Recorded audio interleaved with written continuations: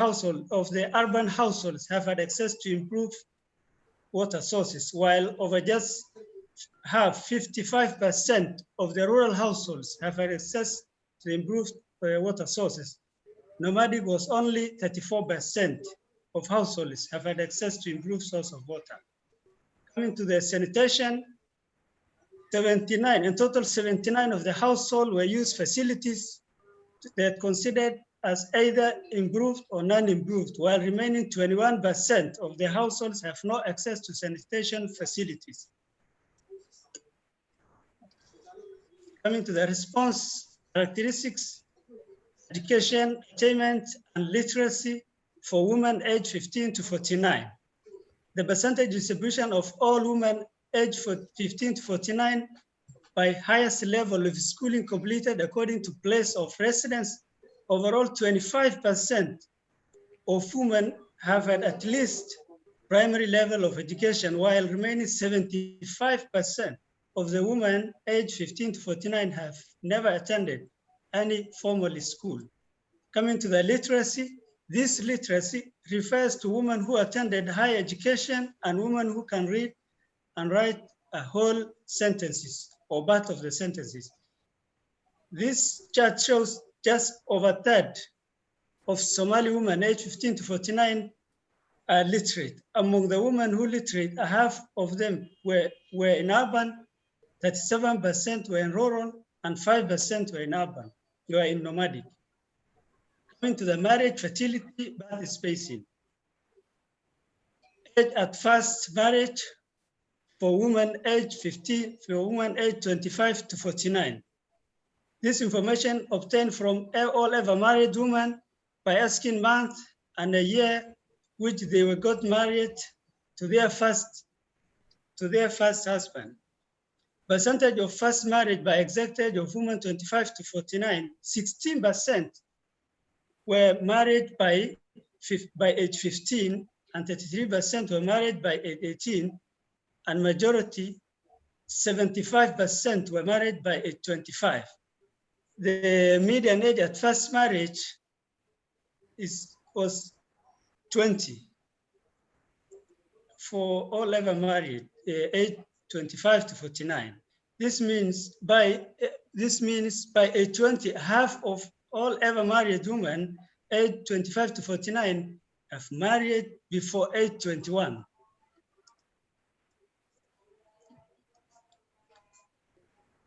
And here we have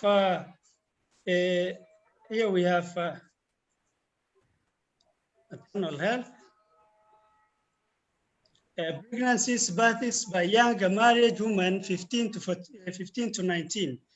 Overall, we have 14% of young women aged 15 to 49 who began childbearing age.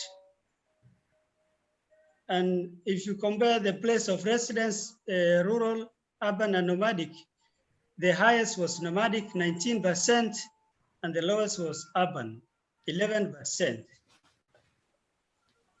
Coming to the fertility, age-specific fertility rate considered for 3 years before the survey based on the childbirth histories provided by women. The age-specific fertility rate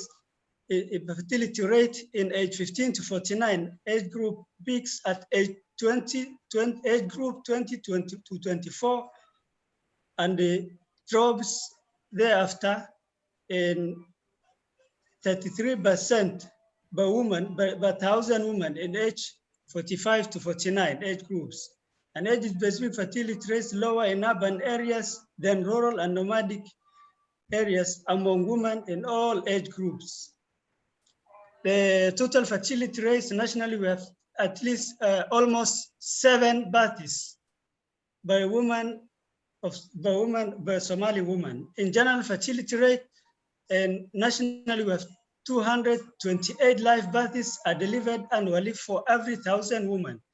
For crude birth rate, the country experienced 42 live births per 1,000 population annually. Knowledge and use of contraception for currently married women aged 15 to 49. The percentage who are currently married women aged 15 to 49 who have had any contraception or contraceptive method that is modern or traditional method. The knowledge of contraception for currently married women in any method and any modern method is almost the same at 63 and 62% respectively. For contraceptive, only 7% of women were using, currently married women were using contraceptive, and only 1% used any modern method. Maternal health, pregnancies,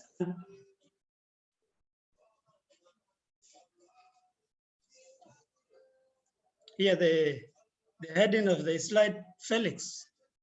Can you see here? Hello. Felix? Yes. Yeah, so the title here is... the title has a problem. Yeah, the designer. So here we have ANC coverage, components of ANCs, and tetanus toxoid. ANC coverage, percentage of women who had births in the 5 years before the survey received antenatal care from skilled health personnel during the pregnancies of their last birth. In total, 31% of women aged 15 to 49 who had live births in the 5 years before the survey received antenatal care from health personnel during pregnancies of their last birth. Among the women who had live birth in the 5 years preceding the survey, 24% had made 4 or more antenatal care visits, and 33% of women marked their first antenatal care visits before their first birth, before 4 months of pregnancy. ANC components among women who received ANC, 64% had urine sample taken, 68% had blood, 68% had blood sample taken, and 89% of women who received ANC had their blood pressure measured. For tetanus toxoid are given during pregnancy to prevent neonatal toxoid which is leading cause of early infant death. Only 17% of women receive 2 or more tetanus toxoid injection during the pregnancy of their last birth, and 27% of the births were protected against neonatal tetanus. Assistance during delivery and health facility deliveries. Percentage distribution of women of live births in the 5 years preceding the survey by person providing assistance during delivery. Majority of women, 57% assisted by traditional birth attendants, 32% assisted by skilled provider, either doctor, clinical officer, nurse, or midwife. 8% assisted by their relatives, by her relatives, and 3% had no one assisted during delivery. For the health facility, nationally we have 21% live births in the 5 years preceding the survey delivered in health facility. Among the women who delivered in the health facility, majority 34% were in urban, followed by rural at 25%, while nomadic was at lowest, only 4%. Coming to the maternal mortality, this maternal mortality is a death of women while pregnant or within 42 days of termination of pregnancy, irrespective of duration and site of pregnancy, from any cause related to pregnancy, its management, but not from, but excluding from accidental causes. The data was collected on the MMR deaths, women aged 15 to 49 who died within 2 years preceding the survey. The MMR ratio, the maternal mortality ratio is estimated 692 maternal deaths per 100,000 live births. This means 692 women die for every 100,000 live births. Maternal mortality rates in 1,000 women aged 15 to 49 die due to pregnancy or birth-related condition. Lifetime risk of maternal mortality rates. One in 20 women age 15 today will die of pregnancy or birth-related complication by age 49, meaning that 5% of women would be expected to die from pregnancy-related causes during their reproductive lifetimes. Felix, welcome.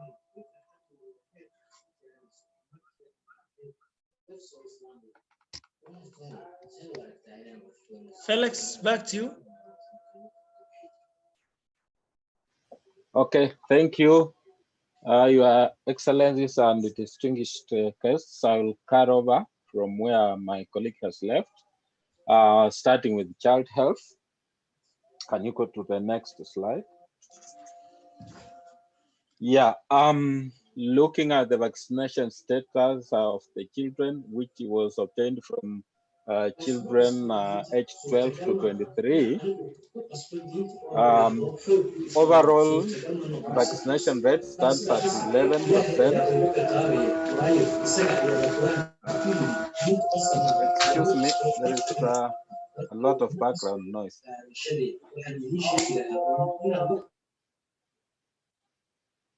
Okay. Hello, can everyone hear me? Yes, we can hear you. Yeah, we can hear you. Oh, yeah, there was a lot of background noise, sorry. Can we have the background mute? No, can we mute ourselves except the presenter? Yes, okay, I'll proceed. Overall, the vaccination rate for Somalia stands at 11%, meaning the children who have received all the basic vaccinations during the vaccination period. And looking at the common antigens for vaccination, BCG stands at 7%, followed by polio at 26%, measles at 23%, and lastly, Penta 3 at 12%. Next slide, please.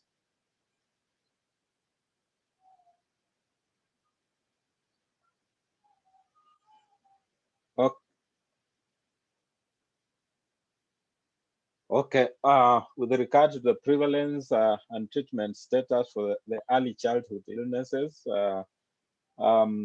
fever has the highest prevalence, standing at 5%, followed by diarrhea at fever at 7%, followed by diarrhea at 5% and ARI at 4%. These are the common early childhood illnesses. And with regard to the percentage that sought treatment for this condition, we find out that many children with diarrhea were treated, and this stands at 48%, followed by fever at 6%, and lastly ARI at 22%. Next slide, please.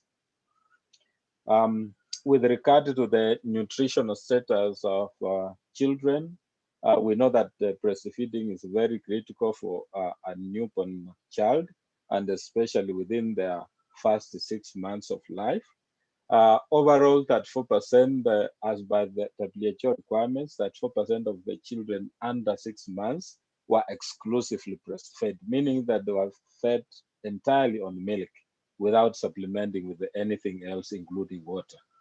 90% were ever breastfed in their lifetime. 60% were breastfed within the first year of birth, meaning that the breastfeeding was initiated within the first year of birth for this percentage. 83% started breastfeeding within the first day of birth. And 48% continued breastfeeding after 1 year of birth. It's usually recommended that at least, if possible, the children should be breastfed for 2 years of their lifetime. Okay, next, looking at the nutritional status of the children under 5, we have 3 key indicators, which are the standing, wasting, and underweight. With regard to standing, which is a long-term nutrition deprivation of the children, it stands at 28%. Wasting, which is acute undernutrition, it stands at 12%, while acute weight loss, which is underweight, stands at 23%. Next, HIV/AIDS. With regard to HIV/AIDS, the study only looked at the attitudes and the behavior of women towards HIV/AIDS infected persons. With regard to the knowledge, the overall comprehensive knowledge for HIV stands at 6%, and while the discriminatory attitudes towards people living with the HIV/AIDS stands at 48%, meaning that 48% of the women have at least discriminatory attitudes towards people living with HIV/AIDS. Next slide. Okay, with regards to indicators on women's empowerment, the survey captured, among other indicators, control over the women's cash and earnings. And here we looked at who mainly decides how the woman's earnings are used. And we found out that half of the women decide themselves how the women, the money that they earn should be used, while 41% decide jointly with the husband, and 10% of the cases, it's only the woman who decides. Next. With regard to the ownership of assets and use, we found out, or the survey found out, that 75% of women own a mobile phone, out of which 64% use it for financial transactions. 3% of the women own a bank account, and then 15% used internet in the last 12 months. With regard to ownership of assets, in this case, ownership of the house, we find that 9% of the women own the house alone, 15% of the women who own the house own it jointly, while 11% own both alone and jointly. Next slide, please. Okay, other critical indicators that were captured were with regard to violence against women, gender-based violence, and overall, we found out, or the study rather found out, that 14% of women aged 15 to 49 have once in their lifetime experienced physical violence since they were age 12. And among these ones, at least that 5% have had injury resulting from the experience of physical violence, and 17% of them have sought some kind of help. Next slide. With regards to female circumcision, the overall prevalence of female circumcision in Somalia is still generally very high, stands at 99%, not different from the previous survey. And what we are seeing now, the scenario is that there is a trend where people are preferring the Sunni type of circumcision over the other types of circumcision. So generally we see the pharaonic type reducing while the Sunni type is increasing. Next slide. The survey also asked the female, the women aged 15 to 49 about their opinion on whether circumcision is a religious requirement, and whether circumcision should be continued or not, female circumcision. 72% apparently say that it's required by religion, and 76% think that it should be continued. 19% think it should be stopped, and 4% think that the decision will depend on the situation. Next. Lastly, we want to look at the prevalence of disability and chronic diseases. We'll first begin by disability. Overall, 5% of the population have some kind of disability. And the highest disability is sight-related disability at 2% of the population, while the lowest is learning-related disability at 0.2% of the population. Lastly, with regard to prevalence of chronic diseases by age and type, we found out that, or the survey found out that overall 6% of the population suffer at least some form of chronic disease. And the highest prevalence of chronic disease is blood pressure at that 3%, followed by diabetes at 20%, kidney disease at 8%, and arthritis at 8% too. And the general trend that we see with regard to prevalence of chronic diseases is that they increase with age, which should be expected. Thank you. Thank you very much indeed, Felix and team. If we continue in terms of feedback, Umi has been timing. Umi, how are they done for timing? Yeah, they've taken 27 minutes. 27 minutes. So it's seven. They ran over 7 minutes. Yeah, but I don't think that's too that's bad, because I think there was an interruption in between. Yeah. And Felix had to keep telling Abdinur to move on to the next slide as well. So I think it's a really good effort, Felix and Abdinur. I really didn't think you'd make it even within 30 minutes. Shorter, yeah, okay. So that's fine. That's what we want to the feedback. So we'll basically revert back to Namita and team to say that 25 minutes would be the ideal time, maybe.